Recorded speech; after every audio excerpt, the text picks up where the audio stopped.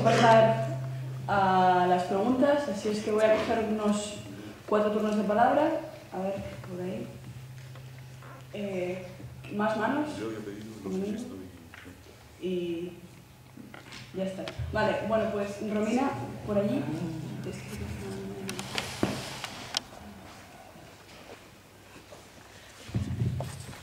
Vale. Bueno, me ha parecido muy interesante las ponencias. Sin embargo, al ponente Villacañas me hubiera parecido interesante a una persona de su experiencia centrarse un poco más en el tema del humor, porque su conferencia era la ética y el humor, y prácticamente sobre este tema lo dijo en la última parte y lo desarrolló escasamente, ¿no? Entonces creo yo que me gustaría que desarrolle este tema, un poco ligando la mirada de Freud, que tiene estas diferencias que hay el humor, el sarcasmo, la ironía, o si es que no desarrolló todos estos temas de su complejidad.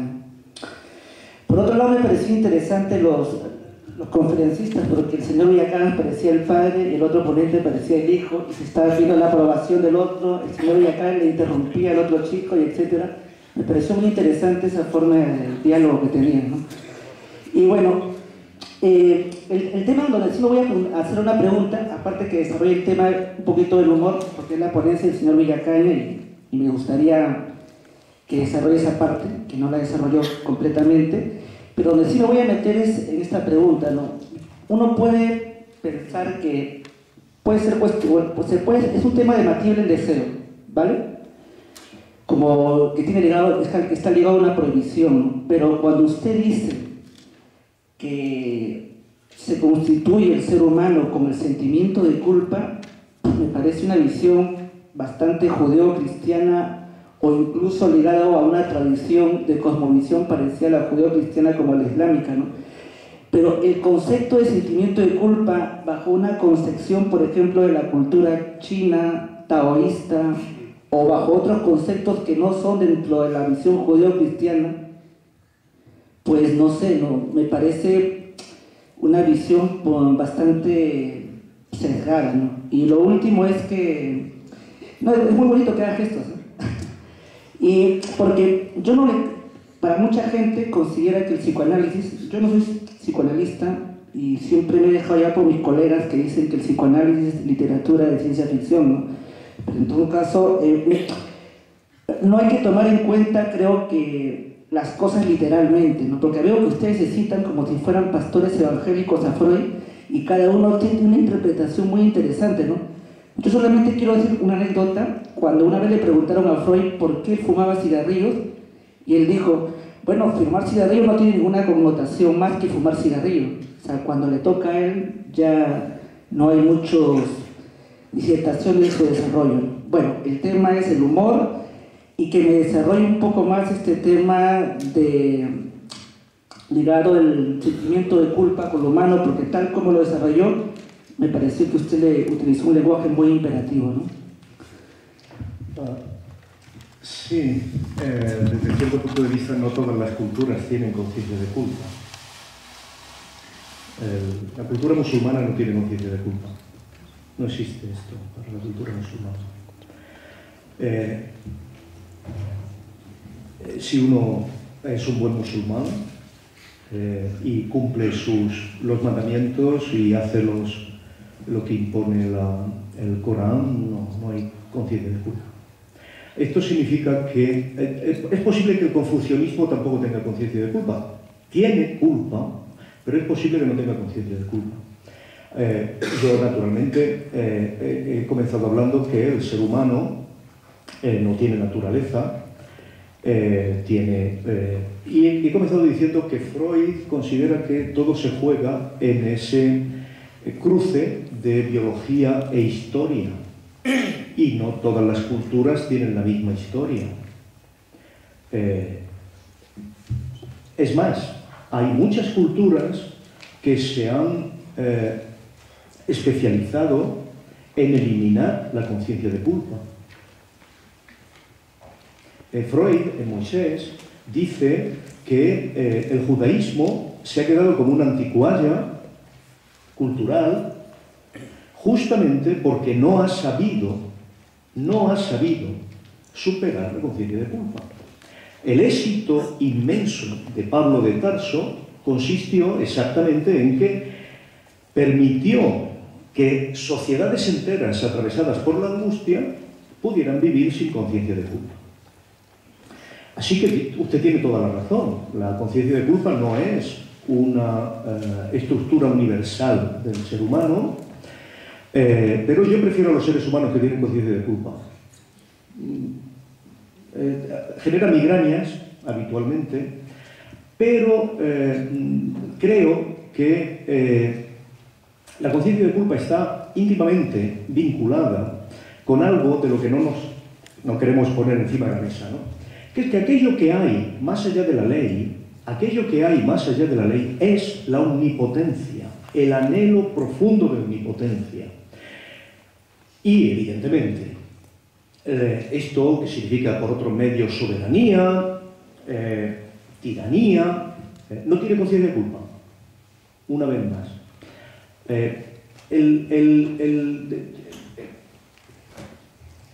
Y yo prefiero las culturas que han luchado denodadamente por reducir la omnipotencia. Y prefiero las culturas que han luchado denodadamente por que el vínculo que une a la gente no sea ese símbolo del Padre Omnipotente. Y ahí yo creo que estamos totalmente de acuerdo. Ahora, la cuestión es esta. La cuestión verdadera es esta. Estamos en condiciones de configurar una subjetividad con cualquier elemento cultural procedente de cualquier sitio del mundo. Sí, el ser humano es suficientemente flexible para que eso pueda suceder. Podemos efectivamente hacernos confucionistas, todos los presentes. Ahora, el problema es que nos hagamos lo que nos hagamos, Freud sí que dice algo, que a mi modo de ver es donde está el problema real, que es que existe el inconsciente. Este es su descubrimiento real, es que existe el inconsciente. Esto es, que por muy tiránica, por muy omnipotente que sea el Padre, por muy soberano y totalitario que sea el poder, por muy comunitariamente que organizamos nuestra vida, existe el inconsciente. Esto es, existe una forma de relacionarse con todo eso atravesado por la ambivalencia, por el odio y por el amor, etcétera, etcétera. Y cuanto menos conscientes seamos de eso, más necesitaremos de un aparato ideológico que masacre literalmente a la subjetividad y le elimine, como el padre, el jefe de horda, elimina la ambivalencia mediante el completo sometimiento y la completa tiranía. El problema es que la conciencia de culpa, efectivamente, como usted ha dicho perfectamente, que procede del judaísmo, como usted reconoce, y está muy bien que lo recordemos, puede convertirse en parte del elemento consciente o puede convertirse en no solo el fundamento de cualquier neurosis, sino además convertirse en el fundamento de, como Freud ha testimoniado, el crimen. Esto es, la conciencia de culpa en muchas ocasiones antecede verdaderamente a la culpa real. Y muchísimas veces el criminal se siente aliviado al saber que es culpable de algo concreto que ha hecho y que le libera de la conciencia de culpa que le agobia de una forma completamente magmática, completamente difusa, inconsciente.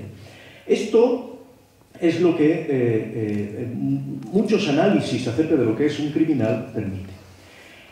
Freud siempre se movió con la idea de decir, ¿cómo podemos evadir estas dificultades? Y yo creo que Luis tiene razón al reconocer que Freud tiene su historicidad, depende de la historia de Occidente. No es igual el Freud de la interpretación de los sueños que el Freud que analiza a la gente que viene, que viene de la guerra, o el Freud que viene después y que está en condiciones de ver a Hitler. El psicoanálisis tiene su historicidad igualmente.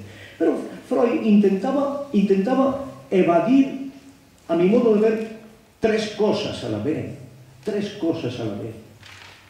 Una, el judaísmo, en el sentido tradicional, porque la ley, en este sentido que ha dicho Luis, la ley que quiere asegurar su propio cumplimiento, genera un superyo tiránico que impide que existan identificaciones, transferencias, una mínima metamorfosis de la vida afectiva y, por lo tanto, genera una tiranía intolerable. Y por eso la ley, para Freud, quedó atrás en la cultura. Pero también quiere impedir la eliminación completa de la conciencia de culpa que emerge del elegido, el que está con la conciencia de que ha recibido la gracia. Este ha abandonado toda conciencia de culpa, está invadido por la trascendencia, el hombre del Ereignis está invadido por la trascendencia, no tiene culpa. Todo lo que haga es una herramienta de Dios, esto quiere evitarlo. Y quiere evitar al jefe de orden, que nos hace regresar al origen, porque es el mito ario del soberano, el mito nietzscheano de la voluntad de poder. Quiere evitar esas tres cosas. Y el psicoanálisis le permite abordar el problema de la conciencia de culpa sin necesidad de eliminarla mediante el afán de omnipotencia y sin necesidad de eliminarla mediante este misterioso carisma de la gracia que te hace omnipotente porque Dios está contigo. Y esto hace que aborde el problema de la conciencia de culpa con todas las ambivalencias que lleva consigo. En mi conferencia, como usted ha visto y ha reconocido, y yo se lo agradezco por la atención, me he tenido que referir a cómo surge la conciencia moral, cómo surge el superyo y cuál es una de sus patologías fundamentales, que es esa conciencia de culpa en la que los dos ponentes hemos coincidido en decir que produce una castración que deja de ser un acontecimiento en el inconsciente para convertirse en un proceso consciente, ideológicamente consciente. Y Freud dice que tenemos mucho que aprender acerca de esa conciencia de culpa, porque es... Y una de las cosas que tenemos que aprender de esa conciencia de culpa es que dentro de los productos culturales, dentro de las formas de comprender el superyo que ha generado Occidente, de una cultura muy especial que ha generado Occidente, nos permite comprender que existe algo que es el humor, que no es el chiste, que no es la ironía, que no es el cinismo, que no es ninguna de estas cosas, que tiene que ver con la agresividad dirigida de otra manera, que tiene que ver con el sadismo dirigido de otra manera, que tiene que ver con las compensaciones del complejo de culpa sin ser consciente, que eso es lo que sucede en el chiste. Porque el humor no habla del otro, el humor habla de uno mismo. Y este humor tiene la capacidad de generar un superyo que no es tiránico, sino combativo. Que son dos cosas diferentes. Esto es, de un superyo que está en condiciones al mismo tiempo de ser grandioso, esto es, porque tiene ideales, porque sabe lo que son los ideales, porque tiene un superyo con el que está reconciliado porque lo desea. Porque la utopía no es una cosa que esté al margen de nuestra estructura desiderativa, porque lo desea. Y esto, con el principio de realidad, evidentemente es fuente de dolor. Pero sin embargo, el sujeto que está dotado por este superyo no se siente culpable, pero no se siente culpable en la medida en que efectivamente luche.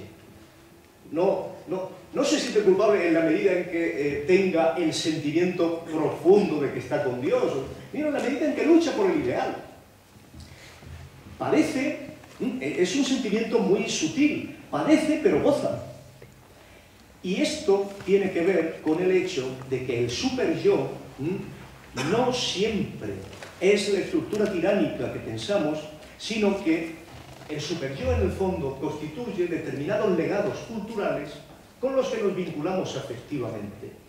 Y la parte de mi conferencia que no he podido leer, pero que yo en algún momento puedo hacerle llegar, tiene que ver con el hecho de que los elementos culturales en los que constituyen también el superyo, porque estamos hablando de una herencia cultural, se pueden analizar alrededor de una cultura específica, quizá única en Occidente igualmente, que es la cultura de un autor que escribió El Quijote. Porque el arquetipo cultural en el que se muestra efectivamente la estructura del humor es Don Quijote. Y Don Quijote está elaborando una forma de relación con el superyo ideal que no es externa, no es tiránica.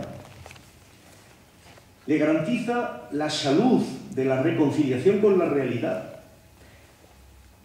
y le garantiza no ni traicionar al ideal, ni abandonarlo, ni olvidarlo, ser feliz al mismo tiempo en la mediación del sufrimiento con el gozo y justamente en esa medida no sentirse culpable. Ahora bien, la pregunta real es: ¿de qué tipo de cultura estamos hablando aquí? ¿Y de qué seres humanos estamos hablando aquí? Porque entre el héroe de la voluntad de poder, entre el héroe de la recepción luterana de la gracia, o el héroe del cumplimiento escrupuloso y rabínico de la ley moral, esos no son los únicos tipos humanos que ha producido Occidente. Ha producido otros tipos humanos cuya relación con el mundo ideal solo se hace evidente quizá cuando hablamos de los marranos españoles.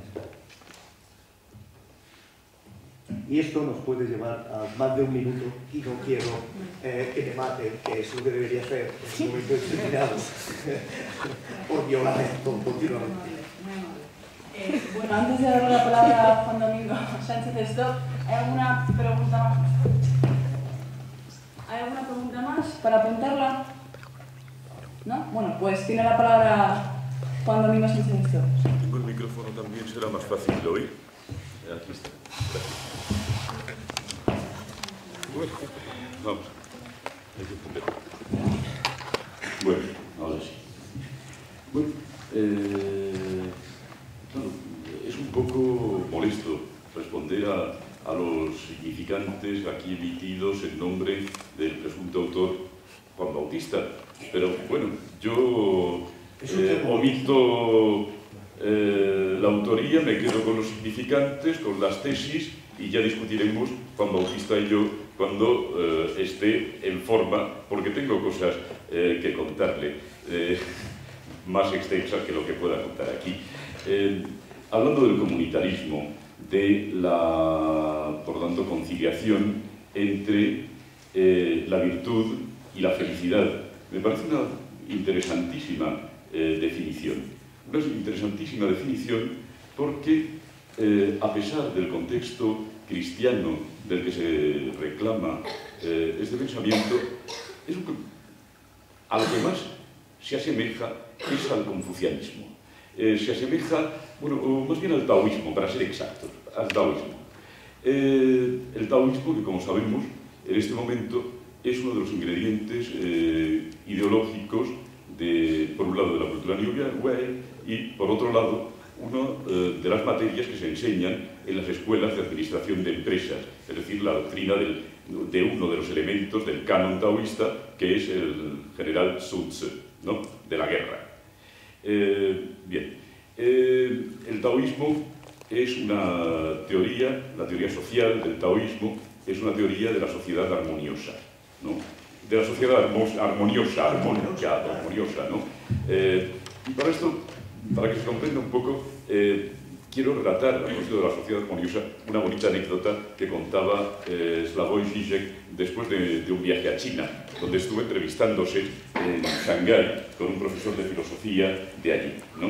Y entonces dijo que Slavoj al profesor que, mire usted, ¿qué opina usted de todo este capitalismo que tienen aquí, ¿no?, en el sur de China, ¿no?, que se parece al de Estados Unidos? Y dijo el profesor chino, pero esto no es el capitalismo, usted se equivoca, esto es el socialismo. El socialismo. Y entonces, ¿qué hay en Estados Unidos? El feudalismo. Pero entonces, ¿el socialismo chino en qué se basa? Es la sociedad armoniosa. ¿Y qué es la sociedad armoniosa? Pues una sociedad donde unos mandan y otros obedecen. Y dice Slavoj, ya entiendo, es lo que llamamos en mi país el fascismo, ¿no? Pues bien, ese tipo de sociedad armoniosa, bromas aparte, es una sociedad que se basa, entre otras cosas, aparte de que no existe en efecto la culpabilidad, sino la ley, ¿no?, sin culpabilidad, se basa en eliminar, ¿no?, a los culpables, los que no se puede ser culpable porque al último culpable le hemos cortado la cabeza o le hemos pegado un tiro en la nuca, ¿no?, haciendo pagar a la familia, por cierto, la factura del verdugo, cosa que está inscrita en la bonita tradición de ese país, ¿no? No sé por qué hay gente que mira con más simpatía estas tradiciones que las de acá, ¿no? Y francamente no lo entiendo. Sobre todo cuando corremos el peligro de que esto vaya afianzándose en nuestra propia cultura, ¿no?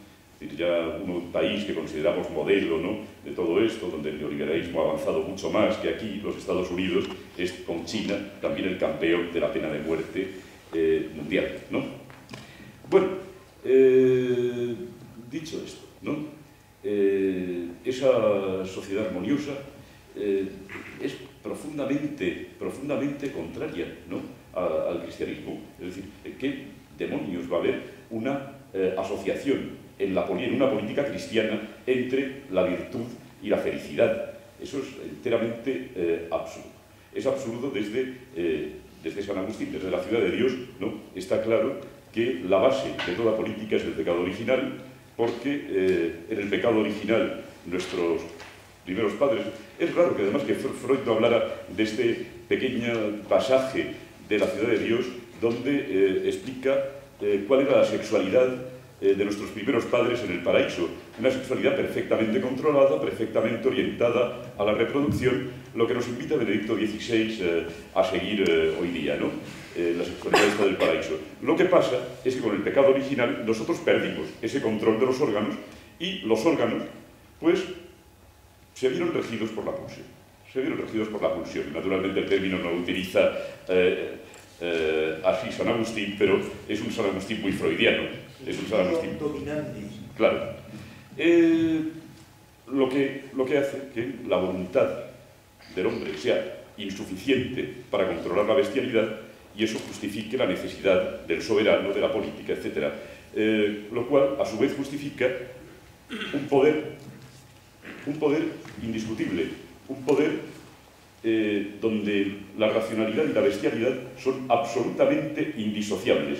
En esto, la tradición católica, tal como la expone, por ejemplo, Carl Schmitt en el Catolicismo Romano, Donoso Cortés, para hablar de genios de nuestro país poco abordados, ¿no?,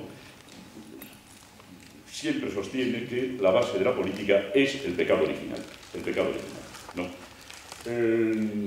Claro, esto hace que cualquiera que defienda esta tradición de la soberanía se ve llevado necesariamente a unir a la ley la bestia. A la ley la bestia. El leviatán, el leviatán. Y cualquier esfuerzo ahora, no ya de hacer la sociedad armoniosa, sino de hacer la ley, el soberano, bueno, ¿no?, me parece utópico, absurdo. Hay que salir de esa lógica. Esa lógica no conduce, desde luego, a ninguna liberación de ningún tipo. Quizá la lógica del humor sea un poco más positiva, pero la lógica de la soberanía, en la cual se quiere ver siempre la ley, ¿no? Como algo racional, ¿no? Como el resultado de un dictado de la razón, omite el hecho brutal de que esa ley tiene que ser promulgada por un soberano, tiene que haber un poder legislativo, y ese poder legislativo está excluido, está en excepción respecto de la propia ley, por definición, si no, no puede ser legislativo. Si no, no puede ser legislativo.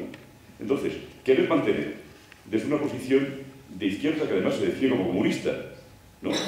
Esa estructura soberana, me parece un soberano error. Me parece un soberano error. Y una soberana imposibilidad, además, sin consistencia ninguna, ¿no? Innecesaria, ¿no? Innecesaria. Por lo tanto, la operación... Y claro, aquí, perdonad, hay una especie de disputa un poquito personal, ¿no? Entre amigos, ¿no? Que nos conocemos y discutimos de estas cosas desde hace mucho tiempo, ¿no? Y claro, la doble operación de recuperación kantiana, ¿no? De Freud y de Marx, ¿no? Tiene muchos elementos en común, ¿no? Para en Marx el Estado bueno, ¿no? Un Estado, vamos a tener un Estado, el Estado además no hay quien se lo quite de encima, ¿no? A Pashukanis le pegamos un tiro en la cabeza con Stalin, lo enterramos, ¿no? Y vamos a mantener el derecho, ¿no? Y vamos a mantener el Estado como necesidades racionales, ¿no? Y eso en algo que se llama socialismo. Del comunismo ya ni se habla, ¿no? Del abandono del Estado, del fin del derecho, de eso ni se habla, ni se habla. Porque la razón exige no sé qué. En Freud lo mismo. En Freud, pues, un superyo ahora, o una razón que no es el superyo, y que no se sabe de dónde demonios viene. Porque, claro, no puede ser el superyo porque el superyo tiene siempre el otro lado terrible y obsceno que dice Lacan, ¿no? Claro, una exigencia racional llevada al límite es la del Marqués de Sade, más kantiano que el propio Kant, según Sade, ¿no? Porque renuncia a cualquier hipótesis, por remota que sea, de coincidencia de la virtud con la felicidad. Es la virtud absoluta del Marqués de Sade. Ninguna no cede ni siquiera a la posibilidad abstracta que reconoce Kant, ¿no? De una conciliación en el fin de los tiempos, o Dios sabe cuándo, ¿no? Entre virtud y felicidad. No cede ante eso. No cede ante eso. Asume el mal como virtud, el mal como deber absoluto. Bien, eso es absolutamente indisociable de la ley, del soberano y de esta maldita lógica. ¿Por qué quedarse en ella? ¿Por qué quedarse en ella? Cuando tenemos una tradición política materialista y una tradición materialista en filosofía en general que nos permite perfectamente salir de eso. Nos exige, además, salir de eso. Bueno, pues gracias. Perdone, pero lo que ha dicho es un total ignorancia sobre el tema. Bueno, vamos a permitir que los propios ponentes respondan. Bueno, vamos a permitir que los ponentes respondan a la pregunta que ha planteado Juan Domingo Sánchez. Pues se abre otro turno de palabras. Así que si quieren empezar... Utilizan sus conceptos, el Partido Comunista Chino utiliza sus conceptos. Después de la Revolución Cultural... Persigue a los taoístas en China, señor. Mire. No tiene nada que ver el taoísmo con la cultura china. Si usted tiene un discurso cristiano, conservador, lo respeto. No puede utilizar una cosa como otra, falta por la mano. Bueno, vamos a permitir que los ponentes respondan a Juan Domingo y después, si quiere, pide otro turno de palabras. Así que... Bueno, pues la verdad es que no sé, yo casi lo único que puedo hacer es pedir permiso para contestar, porque esto, o sea, que decir, para convertir el Paraninfo en el salón de nuestra casa, vamos, o sea, que decir, para mantener la discusión que llevamos arrastrando no sé qué, que no sé si es exactamente la misma que nos convocaba aquí, pero que si la recuperamos la tenemos, o sea, que decir, que yo casi, pero, o sea, pues, sin ánimo de ingerir, ¿no? O sea, ninguna injerencia en la tarea de la mesa, casi preguntaría si hay más preguntas, porque eso es que vamos a seguir por toda la eternidad discutiendo esto mismo, Juan Domingo. dejar a otra gente hablar y luego seguir. Lo que queráis, o sea, que o si, bueno, o sea, que porque tampoco sea un feo, pues digo dos cosas, ¿no? O sea, que decir, pero digo, es que decir, es una polémica que nos ha tenido enredados en torno a Pasucanis, a no sé qué, al derecho, a tal, pero bueno, o sea, que decir, preguntas ¿por qué? ¿Por qué? ¿Por qué? ¿Y por qué? ¿Por qué hace falta apelar a esta lógica del soberano y de la ley con la correspondiente bestia? Porque claro, no hay ley sin bestia, es decir, obviamente no hay ley sin fuerza capaz de hacer cumplir la ley y todo ese tipo. ¿Por qué? ¿Por qué? ¿Por qué someterte a esa lógica? Bueno, o sea, que decir que... No sé, o sea, que decir, es que me parece una pregunta tan... O sea, ¿tan ajena? O sea, ¿cómo que por qué? O sea, me ha sorprendido cuando me has dicho, anda, mira qué bien la conferencia, estamos de acuerdo en un 98%, y ahora resulta que esto es el 2%, esto es todo. Yo pensé que nos habíamos arreglado algo, sigue siendo todo. Es decir, no, vaya 2% abismal. Es que sigue siendo todo. Bueno, pues, o sea, a ti a lo mejor te parece que se ha reducido algo. A mí me sigue pareciendo que es toda la diferencia, y que la diferencia es todo, abismal, que mientras no coincidamos en esto no coincidimos en nada. Y coincidir en esto es lo siguiente, es decir, tú exigirás, supongo, el derecho a llevar tu economía libidinal como te parezca oportuno. Es decir, espero que sí. ¿A quién? Como te parezca oportuno. No, ¿a quién quieres que se lo exija? No, digo, no es una cuestión de exigirlo a nadie, pero preferirás llevar tu economía libidinal sin que ningún tutor te diga cómo tienes que dirigir tu economía libidinal. Es decir, preferirás que eso de tu economía libidinal sea una cosa que administres en cierto modo con cierto margen de libertad, la tuya. Bueno, no se van a oír más frentes. Digo, o sea, que decir, si además de la discusión eterna digo, abrimos más frentes, la hemos liado. Que decir, aunque eso de la tuya implique, ¿no? O sea, inscribirla innecesariamente en todo un entramado normativo y comunitario, todo lo que quieras, todo lo que quieras. La economía libidinal está en crisis estructural. Pero en principio, independientemente de la crisis estructural de la economía libidinal de cada uno, que si ya nos metemos en esto la hemos liado todos, el asunto es bien. Pero si reivindicas una cosa así, en fin, o sea, que si lo consideras preferible, es decir, pues es que ya es difícil escapar de una lógica en la que haya que proponer reglas a partir de las cuales se permita llevar la economía libidinal, es decir, buscar la propia felicidad. Es decir, ¿cómo no buscar reglas? Pero es que buscar reglas es inseparable, sí, de buscar garantías para las reglas. Es decir, ¿cómo vas a buscar reglas de compatibilidad de la economía libidinal de cada uno sin exigir al mismo tiempo garantías de cumplimiento de esas reglas? O sea, que decir, pues es que no quiero seguir abusando de la misma discusión, porque, digo, si no hay más preguntas, continuamos, sí. Ah, ¿no hay ninguna pregunta más? Ah, vaya, me he extrañado.